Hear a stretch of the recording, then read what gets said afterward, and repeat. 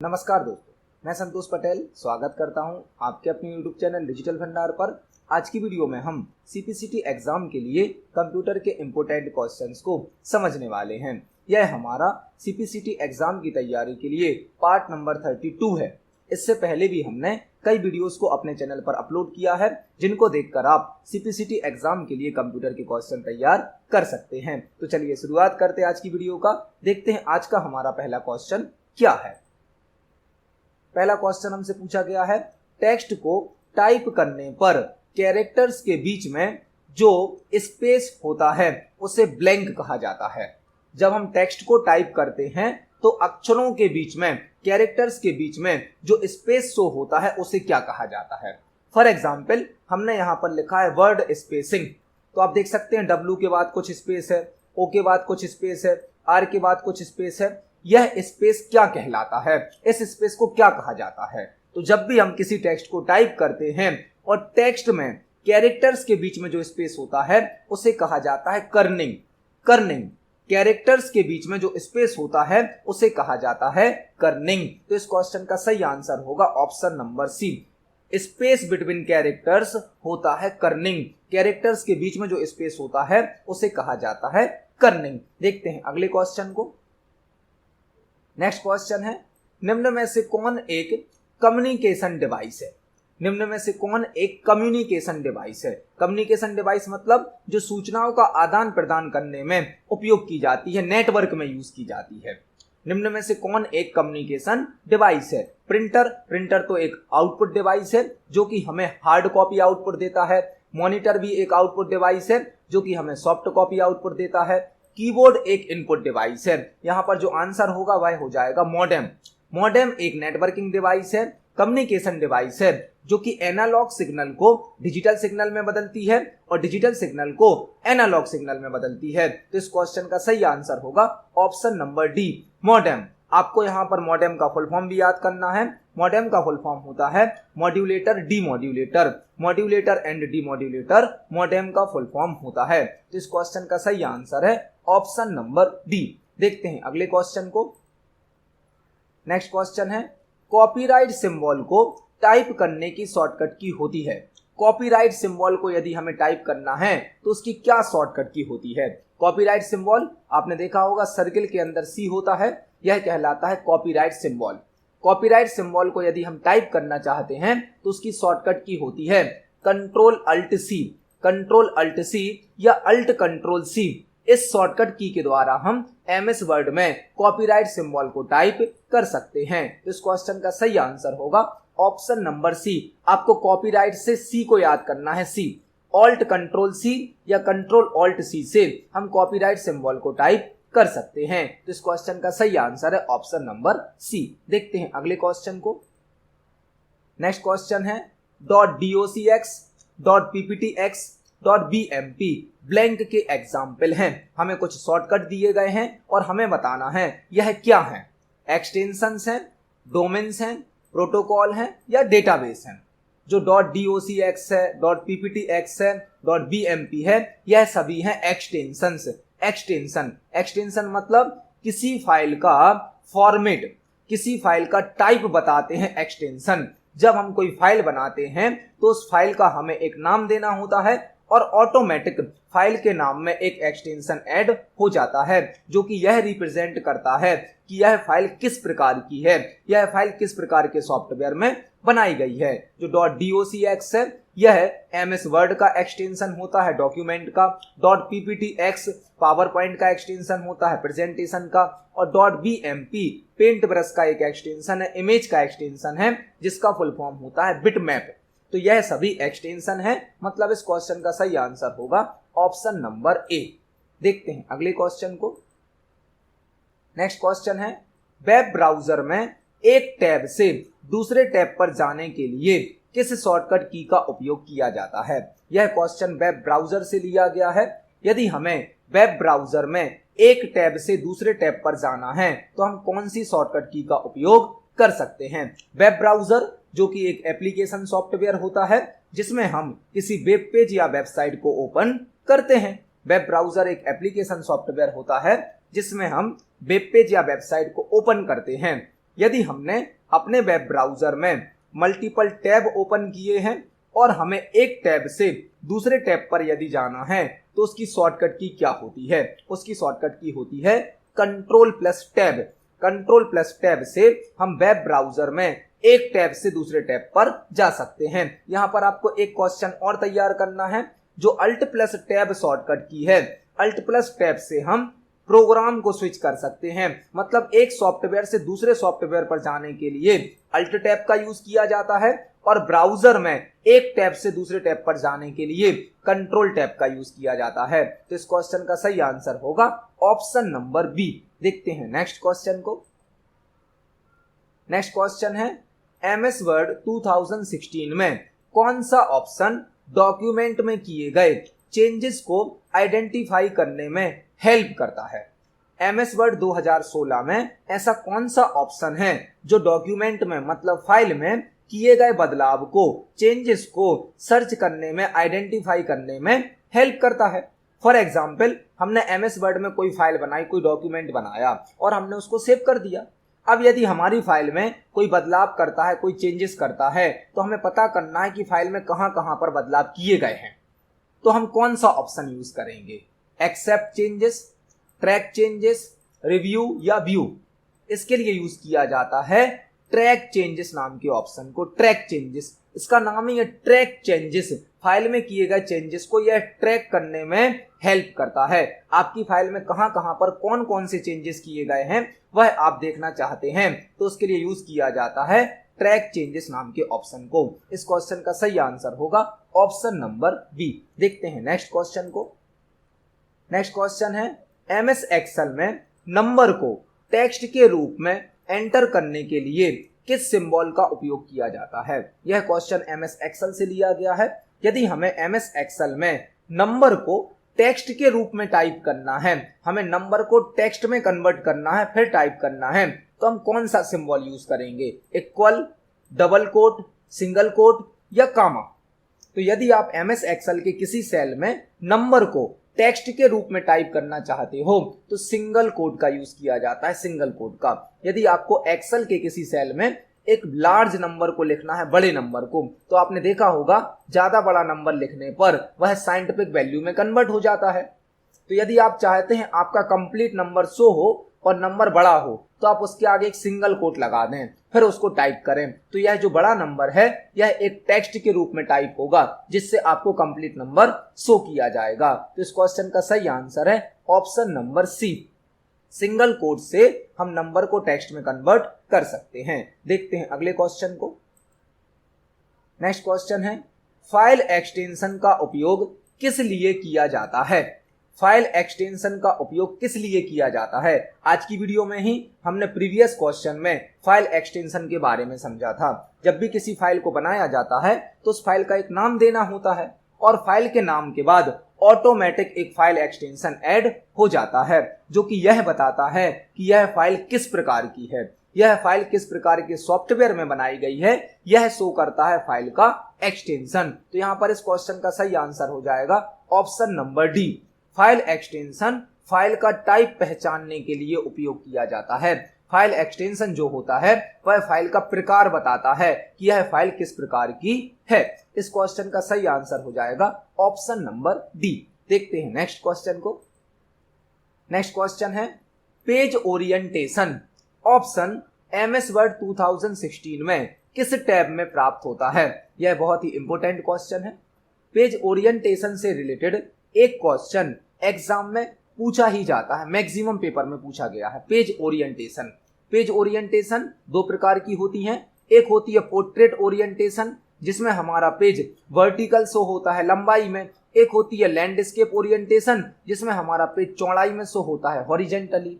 Page orientation दो प्रकार की होती हैं, पोर्ट्रेट जिसमें लंबाई में पेज शो होता है और लैंडस्केप जिसमें चौड़ाई में हमारा पेज शो होता है। यह दोनों ऑप्शन एमएस वर्ड 2016 में लेआउट टैब में प्राप्त होते हैं। लेआउट टैब में एमएस वर्ड के जो पुराने वर्जन हैं उसमें यह ऑप्शन पेज लेआउट टैब में मिलता है। जैसे कि 2013 वर्जन में आप देखेंगे तो पेज लेआउट टैब में मिलेगा और यदि आप 2016 में देखेंगे तो यह लेआउट टैब में मिलेगा। यहां पर आपको कंफ्यूज नहीं होना है। पेज ओरिएंटेशन एमएस वर्ड के 2013 वर्जन में पेज लेआउट टैब में प्राप्त होता है और 2016 वर्जन में लेआउट टैब में प्राप्त होता है। इस क्वेश्चन का सही आंसर हो जाएगा ऑप्शन नंबर बी। देखते हैं अगले क्वेश्चन को। नेक्स्ट क्वेश्चन है सीडी किस मटेरियल से बनी होती है? सीडी जो कि एक ऑप्टिकल स्टोरेज डिवाइस है, ऑप्टिकल डिस्क होती है। सीडी एक ऑप्टिकल स्टोरेज डिवाइस है, ऑप्टिकल डिस्क होती है। सीडी का फुल फॉर्म भी आपको याद करना है। सीडी का फुल फॉर्म होता है compact disc. Compact disc CD में 700 MB तक का डेटा स्टोर किया जा सकता है। सीडी में 700 MB तक का डेटा स्टोर किया जा सकता है। सीडी का फुल फॉर्म होता है कॉम्पैक्ट डिस्क और सीडी एक ऑप्टिकल स्टोरेज डिवाइस होती है जो कि पॉलीकार्बोनेट प्लास्टिक की बनी होती है, पॉलीकार्बोनेट की। तो इस क्वेश्चन का सही आंसर होगा ऑप्शन नंबर ए, सीडी पॉलीकार्बोनेट प्लास्टिक की बनी होती है। देखते हैं नेक्स्ट क्वेश्चन को। नेक्स्ट क्वेश्चन है एक्सेल में पावर कैलकुलेट करने के लिए किस सिंबल का उपयोग किया जाता है? पावर। यदि हमें एमएस एक्सेल में पावर कैलकुलेट करना है तो हम कौन सा सिंबल यूज कर सकते हैं? पावर को कैलकुलेट करने के लिए एक्सेल में एक फंक्शन भी यूज किया जाता है। आप एमएस एक्सेल में पावर फंक्शन भी यूज कर सकते हैं। यहां पर आपको एक बेस नंबर देना होता है, एक पावर नंबर देना होता है जो कि पावर को कैलकुलेट कर देता है। फॉर एग्जाम्पल हमने लिखा पावर 10,2, तो इसका मतलब क्या हो जाएगा? 10 के ऊपर 2 की पावर। तो पावर कैलकुलेट करने के लिए एक्सेल में एक फंक्शन तो होता है, साथ ही साथ हम एक सिंबल से भी पावर कैलकुलेट कर सकते हैं। वह सिंबल होता है कैरेट या कैप। कैरेट या कैप से पावर को कैलकुलेट किया जा सकता है। फॉर एग्जाम्पल हम लिखें इक्वल 2 कैरेट 2। हमने लिखा यहां पर इक्वल 2 कैरेट 2, तो इसका सॉल्यूशन क्या हो जाएगा? 2 into 2, मतलब 2 के ऊपर 2 की पावर, तो आंसर आ जाएगा हमारा 4। इस प्रकार से यदि आपको एक्सेल में पावर कैलकुलेट करनी है तो आप कैरेट या कैप, इस ऑपरेटर का, इस सिंबल का नाम होता है कैरेट या कैप, इस सिंबल का यूज कर सकते हैं जो कि एक्सेल में पावर को कैलकुलेट करने की सुविधा प्रदान करता है। देखते हैं अगले क्वेश्चन को। नेक्स्ट क्वेश्चन है एक्सेल में किसी फिक्स सेल पर जाने के लिए किस शॉर्टकट की का उपयोग किया जाता है? एक्सेल में किसी फिक्स सेल पर जाने के लिए किस शॉर्टकट की का उपयोग किया जाता है? एमएस एक्सेल में यदि हमें किसी फिक्स सेल पर जाना है तो हम गो टू ऑप्शन का यूज कर सकते हैं। गो टू एक ऐसा ऑप्शन है जिससे हम डायरेक्ट किसी सेल पर जा सकते हैं और गो टू की शॉर्टकट की होती है F5। F5 या कंट्रोल G से भी हम गोटू को एक्सेस कर सकते हैं। तो एक्सेल में किसी फिक्स सेल पर जाने के लिए गोटू का यूज किया जा सकता है। गोटू की 2 शॉर्टकट की होती हैं, कंट्रोल+G या F5। तो इस क्वेश्चन का सही आंसर होगा ऑप्शन नंबर डी। देखते हैं नेक्स्ट क्वेश्चन को। नेक्स्ट क्वेश्चन है .com डोमेन क्या रिप्रेजेंट करता है? आपने देखा होगा वेबसाइट का जो URL होता है, वेबसाइट का जो एड्रेस होता है, उसमें जो लास्ट पार्ट होता है वह होता है domain. .com, .org, .net, .in। यहां पर हमसे पूछा गया है .com डोमेन क्या रिप्रेजेंट करता है? कॉमन, कमेंट, कॉमर्शियल या कनेक्शन? जो .com डोमेन होता है यह रिप्रेजेंट करता है कॉमर्शियल वेबसाइट को। कॉमर्शियल मतलब व्यवसायिक वेबसाइट को। जो बिजनेस कंपनीज होती हैं उनका जो डोमेन होता है वह होता है .com, जो कि कॉमर्शियल वेबसाइट में यूज किया जाता है। तो इस क्वेश्चन का सही आंसर होगा ऑप्शन नंबर सी। देखते हैं नेक्स्ट क्वेश्चन को। नेक्स्ट क्वेश्चन है किसी ऑफ कंप्यूटर सिस्टम को स्टार्ट करना ब्लैंक बूटिंग होती है। यह क्वेश्चन बूटिंग प्रोसेस से संबंधित है। बूटिंग प्रोसेस मतलब कंप्यूटर सिस्टम को ऑन करना। जब हम कंप्यूटर सिस्टम को ऑन करते हैं तो बूटिंग प्रोसेस स्टार्ट होती है। बूटिंग प्रोसेस, एक कंप्यूटर सिस्टम को ऑन करना कहलाता है बूट करना। और बूटिंग प्रोसेस 2 प्रकार की होती है। यदि हम किसी ऑफ कंप्यूटर को ऑन करते हैं, बंद कंप्यूटर को ऑन करते हैं, तो उसे कहा जाता है कोल्ड बूटिंग। और यदि हम एक ऑन कंप्यूटर सिस्टम को रीस्टार्ट कर देते हैं तो वह कहलाती है वार्म बूटिंग। बूटिंग प्रोसेस 2 प्रकार की होती है। वार्म बूटिंग मतलब एक चलते हुए कंप्यूटर को रीस्टार्ट कर देना, और एक ऑफ कंप्यूटर को, बंद कंप्यूटर को ऑन करना मतलब कोल्ड बूटिंग। तो इस क्वेश्चन का सही आंसर हो जाएगा ऑप्शन नंबर ए, कोल्ड बूटिंग। किसी ऑफ कंप्यूटर सिस्टम को स्टार्ट करना कोल्ड बूटिंग कहलाता है। देखते हैं नेक्स्ट क्वेश्चन को। नेक्स्ट क्वेश्चन है, कंपाइलर के द्वारा सर्च की गई एरर को ब्लैंक एरर कहा जाता है। कंपाइलर जो कि एक लैंग्वेज ट्रांसलेटर है, सिस्टम सॉफ्टवेयर है, हाई लेवल लैंग्वेज को लो लेवल लैंग्वेज में कन्वर्ट करता है। प्रोग्रामिंग में जब कोई प्रोग्राम बनाया जाता है, कोडिंग की जाती है, तो यदि हमने प्रोग्राम हाई लेवल लैंग्वेज में बनाया है और उस प्रोग्राम को हमें एक साथ एक ही बार में लो लेवल लैंग्वेज में बदलना है तो कंपाइलर का यूज किया जाता है। जब प्रोग्रामिंग की जाती है, कोडिंग की जाती है, तो कुछ मिस्टेक भी हो जाती हैं, कोडिंग करते समय कुछ मिस्टेक भी हो जाती हैं। यदि वह मिस्टेक कंपाइलर के द्वारा शो की जाती है, कंपाइलर उनको सर्च कर लेता है, तो उन एरर को कहा जाता है सिंटैक्स एरर। सिंटैक्स मतलब हर प्रोग्रामिंग लैंग्वेज के अपने कुछ रूल्स होते हैं, कुछ नियम होते हैं।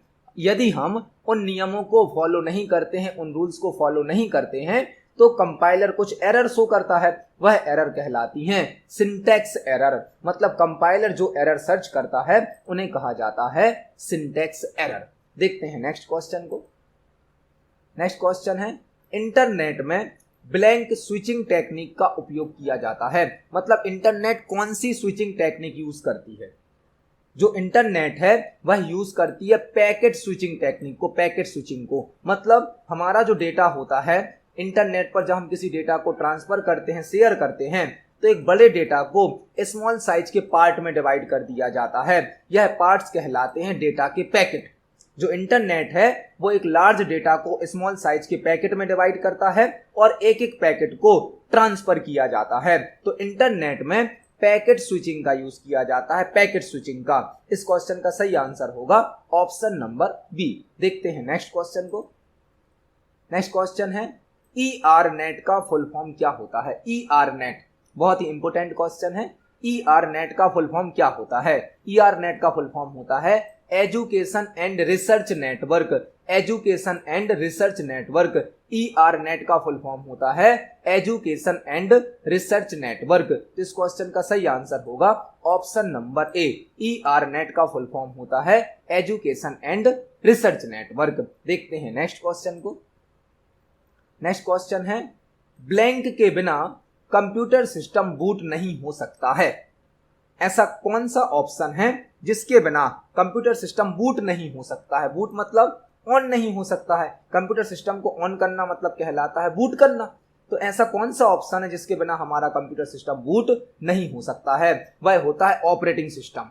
यदि किसी कंप्यूटर सिस्टम में ऑपरेटिंग सिस्टम नहीं होगा तो वह बूट नहीं होगा, क्योंकि बूटिंग प्रोसेस में ऑपरेटिंग सिस्टम सेकेंडरी मेमोरी से उठकर प्राइमरी मेमोरी रैम में लोड हो जाता है, वही कहलाती है बूटिंग प्रोसेस। और जब ऑपरेटिंग सिस्टम नहीं होगा तो बूटिंग प्रोसेस नहीं चलेगी। मतलब इस क्वेश्चन का सही आंसर हो जाएगा option number B.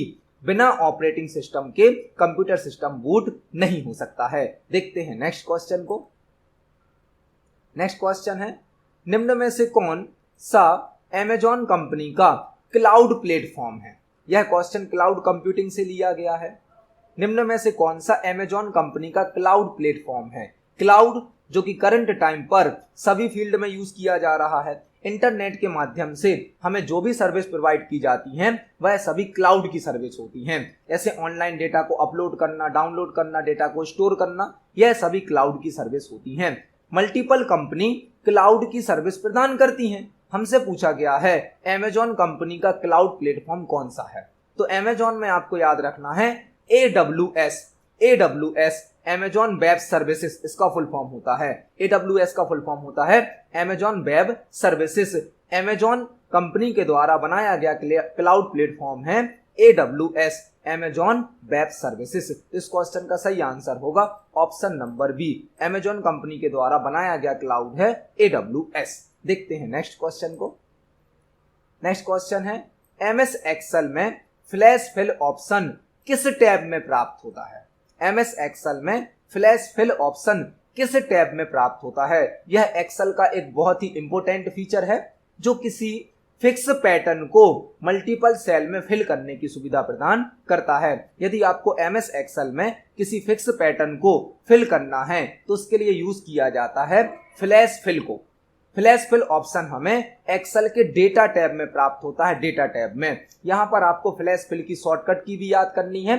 Flash fill की शॉर्टकट की होती है Ctrl+E। कंट्रोल प्लस ई। एक्सेल में किसी फिक्स पैटर्न को फिल करने के लिए फ्लैश फिल का यूज किया जाता है। यह ऑप्शन डेटा टैब में प्राप्त होता है और इसकी शॉर्टकट की होती है कंट्रोल प्लस ई। तो इस क्वेश्चन का सही आंसर होगा option number A. MS Excel में फ्लैश फिल डेटा टैब में प्राप्त होता है जिसकी शॉर्टकट की होती है कंट्रोल प्लस ई। तो आज की वीडियो में हमने सीपीसीटी एग्जाम के लिए कंप्यूटर के इंपोर्टेंट क्वेश्चंस को समझा।